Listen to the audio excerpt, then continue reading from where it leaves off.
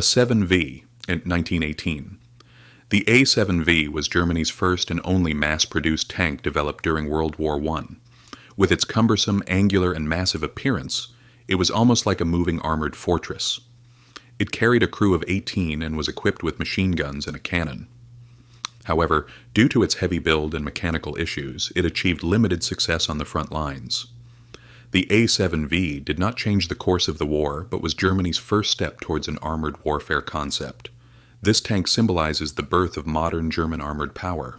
Panzer I, 1934. The Panzer I was actually more of a training tool than a combat tank. With its light armor and only machine guns, it was not designed for real battles. However, Germany actively used the Panzer I while developing the Blitzkrieg Doctrine. Thanks to this tank, German crews learned speed, coordination, and armored unit tactics.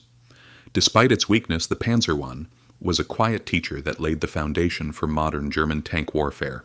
Panzer II, 1936. The Panzer II was developed to compensate for the shortcomings of the Panzer I.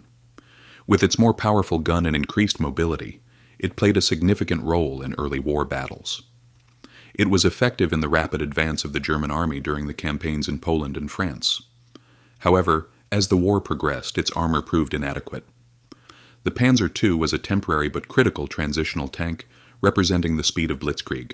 Panzer III, 1937. The Panzer III was designed as Germany's first true main battle tank. With its rotating turret, balanced armor, and structure open to upgrades, it achieved great success in the early stages of the war. It was particularly advanced for its time in terms of crew ergonomics and command capability. However, it proved inadequate when faced with Soviet T-34s. The Panzer III is a model that reflects the disciplined and systematic approach of German tank engineering. Panzer IV, 1939. The Panzer IV is one of the rare tanks that was continuously developed throughout the war and never withdrawn from the front. Initially conceived as a support tank, it gradually evolved into a main battle tank. It was equipped with a longer barrel, thicker armor, and more powerful ammunition. Its reliability made it the backbone of the German army. The Panzer IV proved how vital adaptability is in warfare. Panther, Panzer V, 1943. The Panther is one of the pinnacle achievements of German tank engineering. With its sloped armor design, powerful gun, and high mobility, it became one of the most balanced tanks of its time. It was developed as a direct response to the Soviet T-34s. Although early production models had technical problems, once matured, it became an extremely deadly machine. The Panther represents the perfect combination of speed and firepower. Tiger I, 1942. The Tiger I was a legend that instilled fear on the battlefield. With its thick armor and high-penetration gun, it could destroy enemy tanks from long distances. However, it was an expensive, heavy tank that required maintenance. Despite being few in number, its psychological impact was great. The Tiger Faro is the clearest example of how pure power can become a symbol in war. Tiger II, King Tiger, 1944. The King Tiger is one of the heaviest and most powerful tanks in history. Its sloped and thick armor was almost impenetrable. However, due to its excessive weight, its mobility was low. Fuel consumption and mechanical breakdowns were its biggest problems. The King Tiger was an engineering marvel, but a giant incompatible with the realities of war. Sturmgeschütz III, the Stuggy III.